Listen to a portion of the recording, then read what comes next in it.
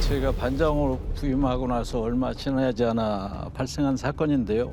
공소시효는 2달 남기고 14년 10개월 만에 범인을 잡게 된 사건입니다.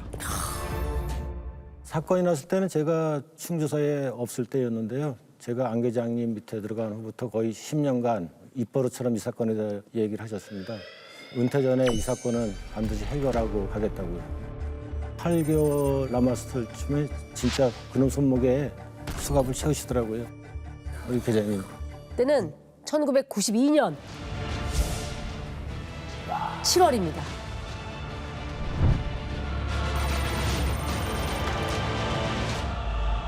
112로 한 여성이 다급한 신고를 해옵니다. 제 동생이 죽은 것 같아요. 빨리 좀 와주세요. 네. 신고를 한 거는 친언니입니다. 이 형제는 시장 골목에서 언니는 과일 가게를, 동생은 주점을 나란히 운영하고 있었는데요. 평소 동생 가게에서 점심도 먹곤 하겠는데 그날따라 점심이 다 되어갈 때까지 연락이 없더랍니다. 그래서 언니가 동생 가게로 갔다가 참변을 목격하게 된 상황이었습니다. 일단 신고를 받고 현장에 출동한 형사님들은 현장에 들어가기 전에 바로 주머니에서 이것부터 꺼냅니다.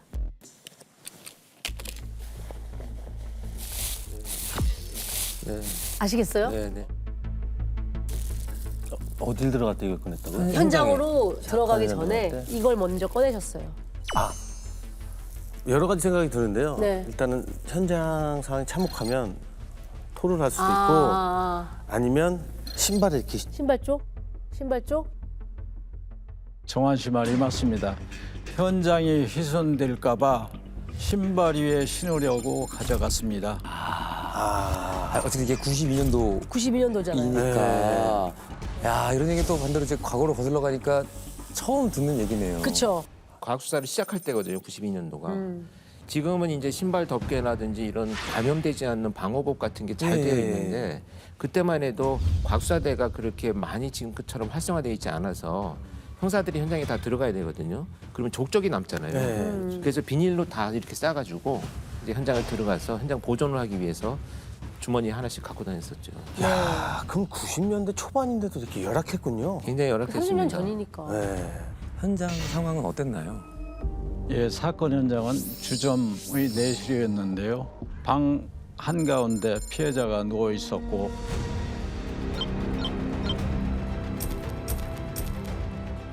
주위엔 먹다 남은 안주, 술병 등이 너부러져 있었습니다. 누군가 피운 담배꽁초도 보였고요. 사인은 뭐였습니까? 예, 경부 압박 시식사였습니다. 목에 멍 자국이 3명이 남아 있는 걸로 봐서 범인이 손으로 피해자의 목을 조른 걸로 추정됐습니다. 피해자 허벅지에 남성의 체액이 묻어 있었고요. 손톱에서도 범인의 것으로 추정되는 DNA가 발견되면서 피해자가 성폭행을 당하거나 저항하는 과정에서 사망한 것으로 보였습니다. 92년도면은 DNA로 뭐 어느 정도가 나왔을까요? 뭐 그냥 혈액형 정도만 그 나오지 정도면, 않을까요? 네. 네, A형이 혈액형을 가진 남성으로 확인됐습니다. 범인이 남긴 다른 뭐 흔적들은 좀 없었나요? 당시 출입문부터 내실에서 발견된 술병, 술잔 등 범인의 손이 닿았을 만한 곳에 일일이 지문을 떠봤는데 유의미한 지문은 발견되지 않았습니다. 근데 현장을 다시 천천히 살펴보니까 술상이 벽 쪽으로 쭉 밀려 있더라고요. 아무래도 범인이 술상을 밀고 난 후에 피해자를 공격했을 것으로 추정돼서 네. 지문을 떴는데 거기서 아주 또렷한 지문이 나왔습니다. 이게 밀었을 테니까 그쵸, 이 그쵸. 만졌을 때 이렇게 했을 때 그렇지. 지문 대전은 충분히 가능했죠. 그때만 해도 지금 현재 사용하고 있는 지문 자동 검색기가 있어요. 에이피스라고 하는. 네. 이 에이피스가 경찰청에 딱 2대밖에 없었을 때입니다. 그래서 현장에서 지문이 나오면 지문 번호가 있어요. 그러니까 권일용 그러면 권일용의 지문 번호가 10개가 등록이 되어 있어요. 오. 그래서 만약에 현장에서 3번의 지문이 나왔다 그러면 용의자나 전과자 중에서 3번 지문을 갖고 있는 사람들 카드를 뽑아가지고 일일이 손으로 대조를 하던 그런 시절이 거죠. 맞습니다. 그래도 어렵게 현출한 지문이니까 이제 시간이 걸리더라도 지문 대조를 꼭 해 주십사 하고 이제 우리 계장님께서 경찰청 감식회에 의뢰를 해놨었습니다. 충주 지역 내 사람들까지는 이제 확인이 가능했던 거죠. 이 막연하긴 했지만 지문 대조에 희망을 걸어놓고 안 형사님은 용의자를 찾기 위해 본격적인 탐문 수사에 들어갑니다. 제가 제일 먼저 만난 건 피해자의 언니였는데요. 마지막으로 동생을 목격한 게 언제냐고 물었더니 사건 추정 당일 밤 11시쯤 과일 가게 문을 닫았는데 그때 평소처럼 동생 가게에 불이 켜져 있었다고 했습니다. 그럼 그때 가게에 손님은 없었고요? 안에 손님 있는 것까지는 확인을 못했다고 했습니다. 근데 만약 그 전에 일이 벌어졌다면 바로 옆 가게였기 때문에 이상한 소리라도 분명히 들었을 텐데 아무 소리도 듣지를 못했다고 했습니다. 밤 11시까지는 무사했다는 얘기인데요. 그렇죠. 그럼 단골 손님 중에 혹시 문제가 됐던 사람들을 좀 추려보면 좀 알 수 있지 않을까요?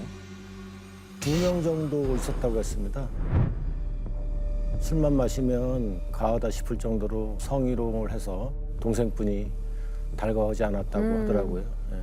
그 손님들을 만나서 그날 뭐 했는지 그 가게에 갔었는지 확인을 했는데 둘 다 확실한 알리바이가 있었습니다.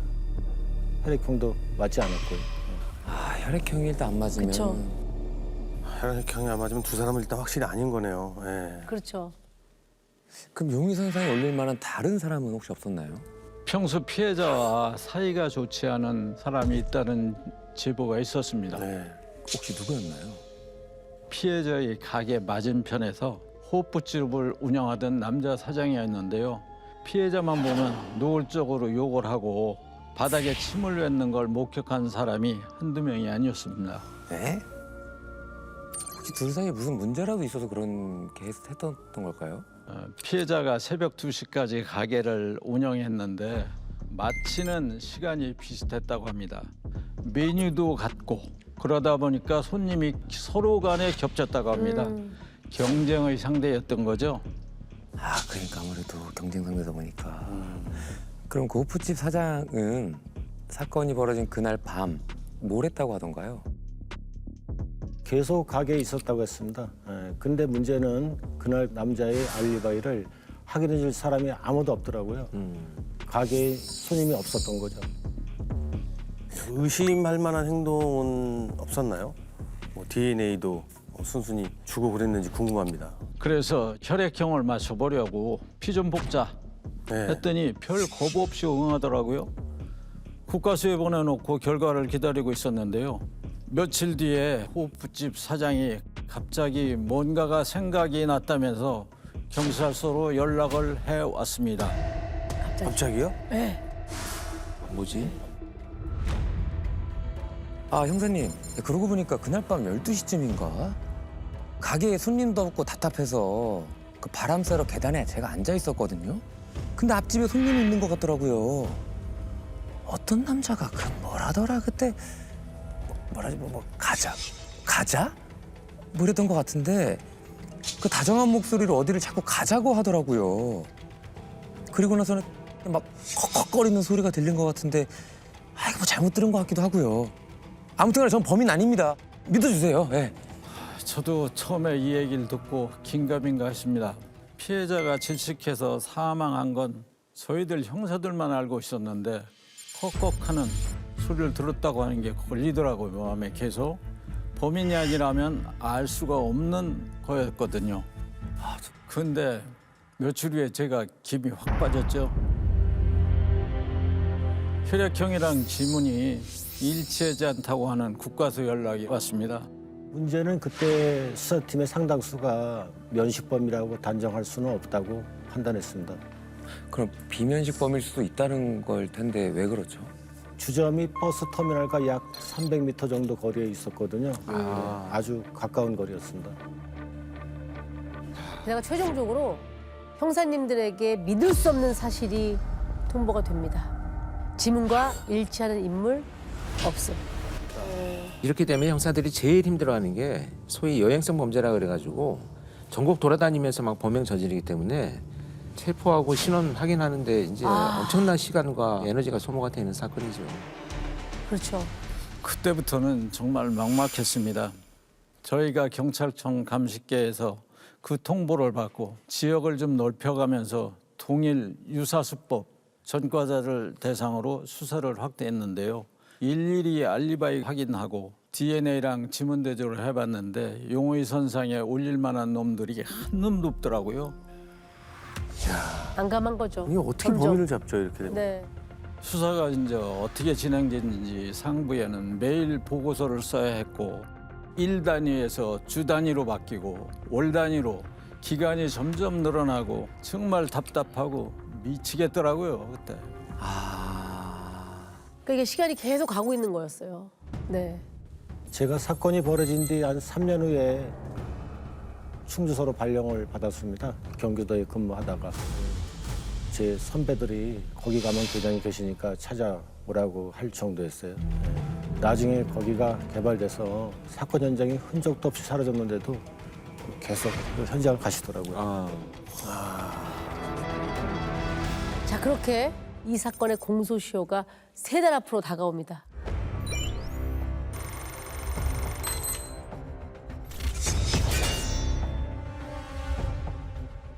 그 당시 제 퇴직이 8개월을 앞둔 시점에 유일한 미제 사건으로 남아 있었습니다. 네. 이 사건을 해결하지 못하면 퇴직해도 2다리 뻗고 잠잘 수가 없는 것 같더라고. 근데 반가운 소식이 하나 들려왔습니다. 그 소식을 듣게 됐죠. 본청에서 지문 자동 검색 시스템이 완성됐다는 내용이었습니다. 그러면 이제 범인 지문만 딱 넣으면 그게 누군지 신원 확인이 바로 가능하게 된다는 거네요? 오염만 없다면 거의 완벽하게 찾아낼 수 있는 네. 시스템이 구축이 된 거죠.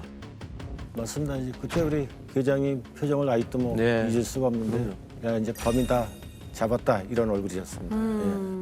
그 공문을 확인하자마자 됐다 싶더라고요.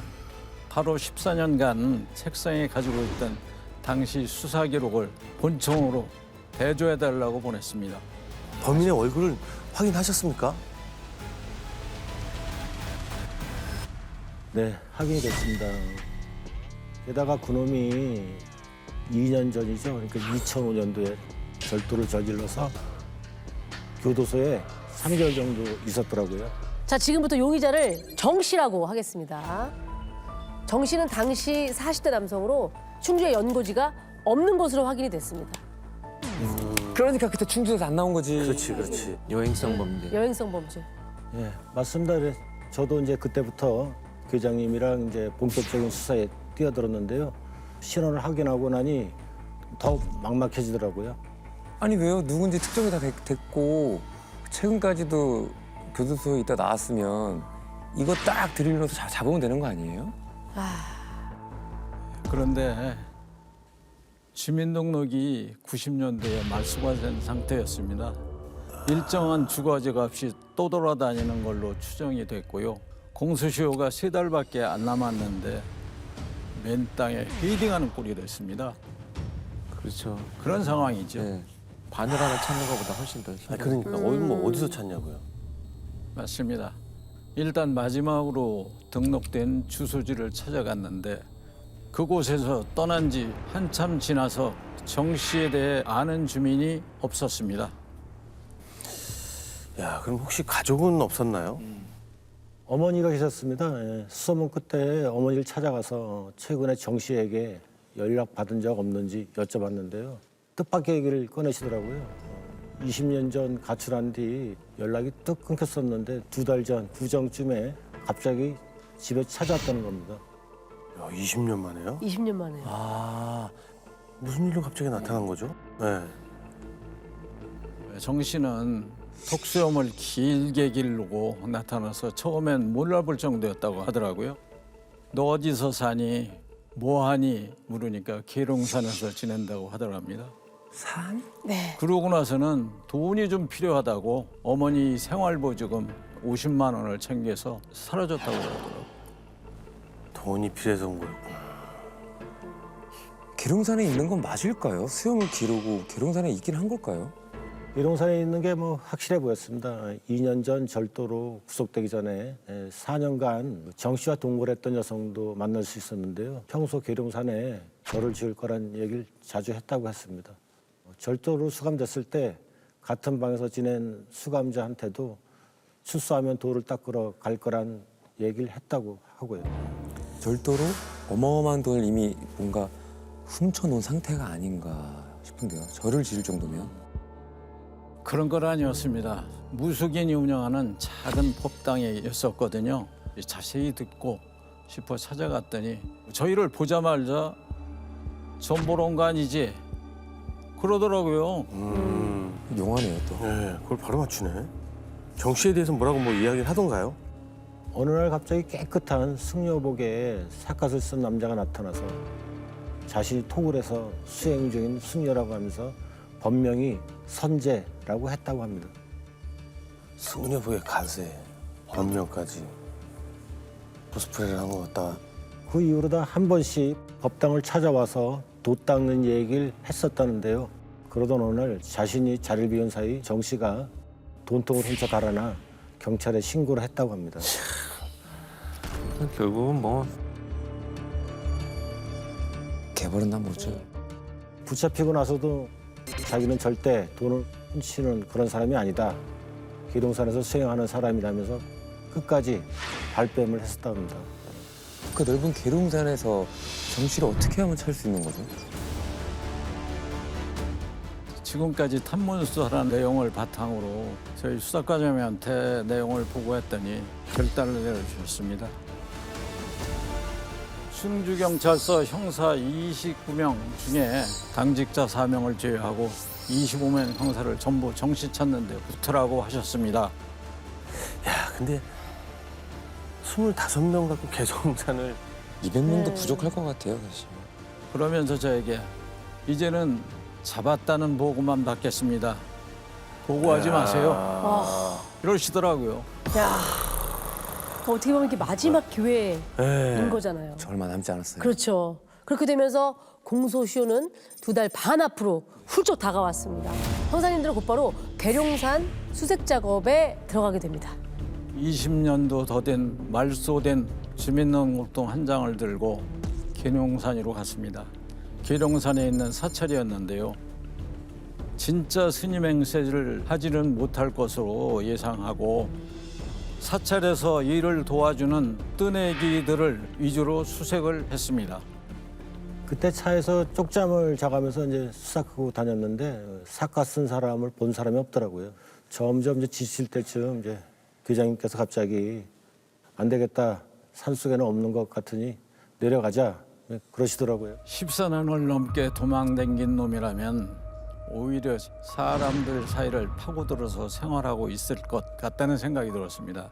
그래서 사진을 복사해서 관광지를 중심으로 전부 뿌리고 다녔습니다. 네. 자, 그렇게 수색 14일째가 되던 날 정 씨에 대한 제보가 들어오기 시작합니다. 아 그래 제보가 왔어.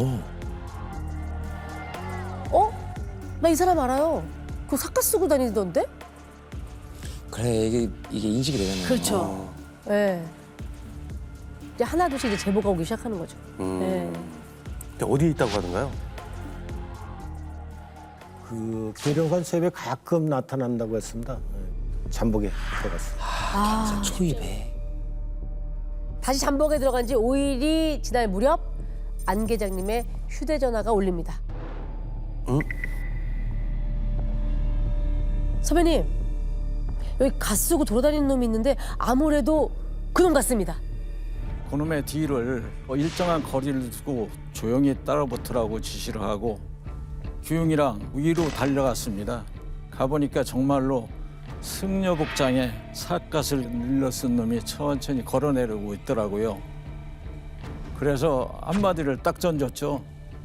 어이 정씨, 오래간만이다.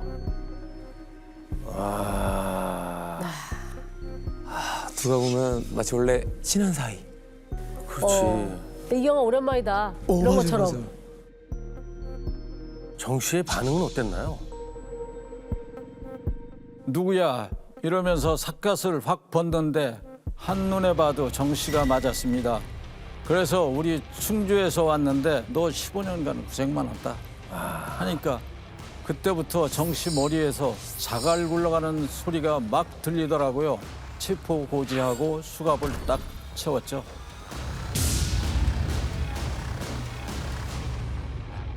도대체 왜 그랬습니까? 자, 한번 직접 들어보시죠. 아, 네.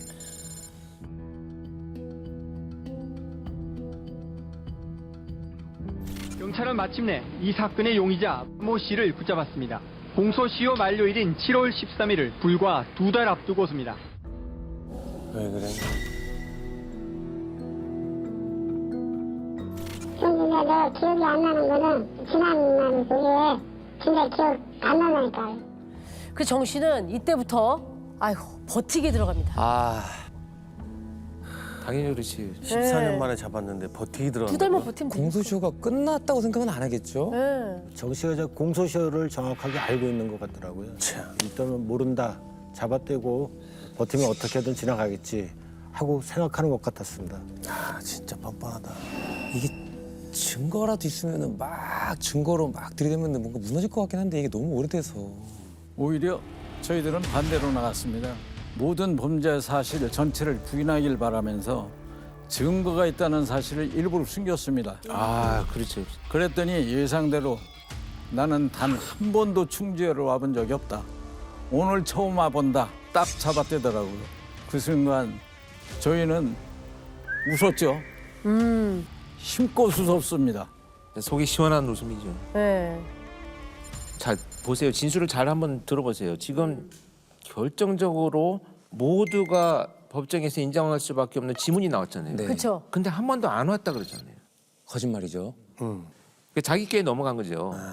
제가 예전에 초임 때 비슷한 사건이 있었는데 뭐냐면 택시 강도 사건이 났는데 운전석에서 룸미러를 만지다가 딱 지문이 찍혔는데 네. 택시를 한 번도 탄 적이 없다는 거예요.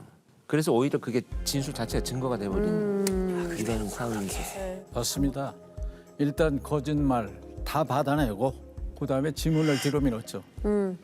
간 적이 없다는 내 지문이 어떻게 여기서 나오냐. 아, 그랬더니 뭐래요? 그 말을 또 갑자기 또 말을 바꾸더라고요. 왜? 생각해보니까 충주 술집에서 술 마신 적은 있는 것 같다. 근데 살인은 절대 안 했다고요. 뻔한 도인이죠. 연속해서 제가 아무리 그래도 그렇지 사람을 그렇게 끔찍하게 성폭행을 하고 죽이면 되냐. 그게 얼마나 큰 죄인 줄 아냐. 그랬더니 갑자기 화를 내면서 입이 벌렁벌렁 하더라고. 무슨 말을 막 하고 싶은 거예요. 그러면서 입을 확 열었습니다. 뭐라고요? 술도 많이 팔아줬는데 여간에 계속 가자 했는데 안 간다고. 가자. 이게 드디어 나오는 거예요? 14년 만에? 호프집 사장님이 얘기했던 네. 기억이 났다면서 얘기했던 가자가 여기서 나오네. 이 범인의 입에서 네. 나온 거죠. 맞습니다. 목격자 진술이 있었다는 사실을 모르는 상태에서 정 씨가 자기 입으로 자백이나 마찬가지인 말을 내뱉은 것입니다. 야, 그 후프티 사니까 좀 죄송하네요. 이게 진짜였네요. 예. 네. 결정적인 목격을 하신 거죠. 네, 가자가 다 맞았고 네네. 결국 정 씨는 자기 꾀에 자기가 계속 빠지고 있는 거죠. 그렇죠. 네, 맞습니다. 예, 그러고도 자기는 죽이진 않았다고 발뺌을 계속했습니다. 예, 거짓말 탐지기를 태우니까 전부 거짓 반응이 나왔습니다. 현장에서 나온 혈액형과 지문 모두 정 씨와 일치한다는 결과까지 통보했더니 이제 그때서야 시인하더라고요. 예. 뉘우침이라고는 1%도 0.1%도 없는. 네네. 인간 아니네. 예. 증거를 밀고 나서야 뒤늦게 자백을 했던 거잖아요. 더 이상은 없다고 생각하니까 그제서야 하는 거잖아. 저희가 애초에 추정한 대로 정 씨는 그날 우연히 충주에 왔다가 터미널 인근에 늦게까지 하는 술집을 무작정 찾아갔다고 했습니다. 손님이라고는 자기밖에 없어서 나쁜 마음을 먹었고요. 피해자가 저항이 심해서 순간적으로 목을 졸라 살해했다고 했습니다. 근데 결국 법정에 가서는 다시 말을 바꿨다 그럽니다. 왜? 술을 마신 것까지만 기억이 나는데 그 이후에는 모른다. 이렇게 진술을 바꿨다 그래요. 인정해서 법정 가서 또 바꿔요 말을? 네.